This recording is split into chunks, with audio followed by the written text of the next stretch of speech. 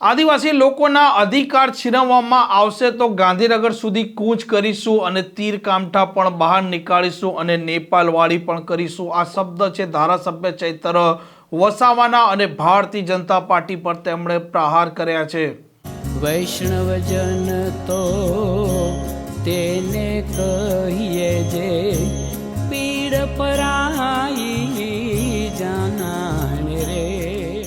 નમસ્કાર, આપ જોઈ રહ્યા છો નવજીવન ન્યૂઝ અને હું છું આપણી સાથે તોફિક ગાંચી. આદિવાસી લોકોની જળ, જમીન અને જંગલ છે તેના અધિકારો ભારતીય જનતા પાર્ટીની સરકાર છીનવી રહી છે અને જો તેમના અધિકારો સાથે હવે રમત રમવામાં આવશે, તેમની જમીનો છીનવવામાં આવશે તો આવનારા દિવસોમાં ગાંધીનગર સુધી કૂચ કરવામાં આવશે અને તેમની ઓળખ જે તીર કામઠા છે તે પણ બહાર નીકળવામાં આવશે અને કોઈ પણ પ્રકારની પરિસ્થિતિ જો ખરાબ થાય છે તો તેની જવાબદારી પણ સરકારની રહેશે. આ શબ્દ છે ધારાસભ્ય ચૈતર વસાવાના અને તેમણે નેપાળવાળી કરવાની પણ ચીમકી આપી દીધી છે. અને આજે કમલમ ગાંધીનગર ખાતે ભારતીય જનતા પાર્ટીના નવા સંગઠનના હોદ્દેદારો એકઠા થયા હતા અને તે સમયે ખાનગી ન્યૂઝમાં પણ આજ એસટી સેલના જે પ્રમુખ બન્યા છે ગણપત વસાવા, તેમણે પણ નિવેદન આપતા કહ્યું હતું કે ભારતીય જનતા પાર્ટી હંમેશા આદિવાસી લોકો છે તેમનું હિત ધરાવે છે અને 13 લાખ આદિવાસી લોકો છે તેમને જમીનો પણ આપવામાં આવી છે. આમાં ચૈતર વસાવાએ જે પ્રકારે નેપાળવાળી નિવેદન આપ્યું હતું તેનો વળતો જવાબ પણ આ ગણપત વસાવાએ ખાનગી ન્યૂઝ માધ્યમને આપેલું છે અને આ નેપાળવાળી નિવેદન પણ આપ ચૈતર વસાવાનું સાંભળી શકો છો. વન અધિકારનો સંરક્ષણ ધારો અંગ્રેજોની વખતમાં 1862 બન્યો. જંગલ ખાતું 1927 અસ્તિત્વમાં આવ્યું અને જંગલ ખાતામાં જે આદિવાસી ગામો આવે, FRA ગામોને એ ખેડતા જંગલની જમીનો આપવાની જોગવાઈ સૌપ્રથમ 1980 બની. એમાં કેટલાક લોકોને એના અધિકારના દાવા મળ્યા.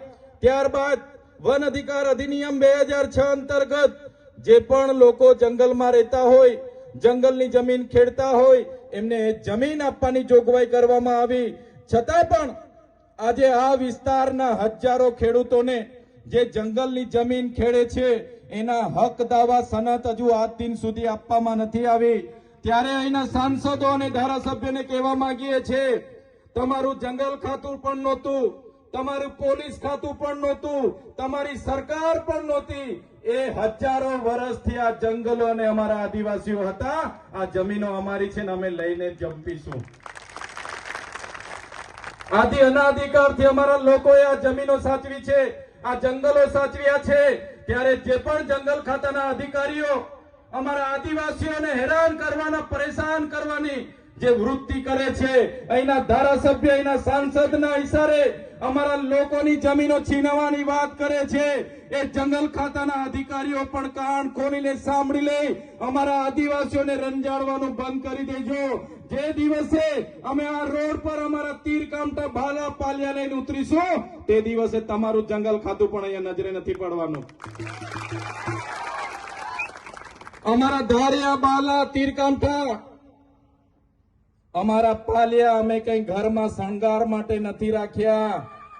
અમને જે દિવસે જરૂર પડશે, અમારી જમીનો જે દિવસે છીનવવામાં આવશે, એ દિવસે અમારા ઓજારો લઈને અમને ગાંધીનગરની કૂચ કરતા પણ આવડશે અને ગાંધીનગરમાં જઈને નેપાળવાળી કરવાની ફરજ પડશે તો નેપાળવાળી પણ અમે કરીશું.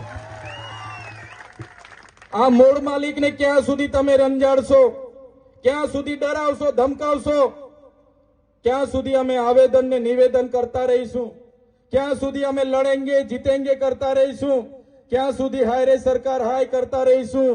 એટલે હવે અમે આવેદન નિવેદનની વાતમાં આવવા માંગતા નથી. આજે પણ સરકારને કહેવા માંગીએ છીએ, અમારા લોકોને કોરિડોરના નામે, હાઈ ટેન્શનના નામે જે પણ પરેશાન કરવામાં આવે છે એ બંધ કરી દેજો. આજે પણ અમે સંવાદમાં માનીએ છીએ, સંવિધાનમાં માનીએ છીએ અને જે દિવસે અમે સંવાદ અને સંવિધાન બાજુ પર મૂકીશું તે દિવસે તમારી સામે આર પારની લડાઈ થશે અને અહીંયા એક પણ પોલીસ કે એક પણ જંગલ ખાતાને અમે ઉભા ના રહેવા દઈએ. આ પ્રકારના સમાચાર માટે નવજીવન ન્યૂઝ ચેનલને લાઇક, શેર અને સબસ્ક્રાઇબ કરવાનું ભૂલતા નહીં. નમસ્કાર.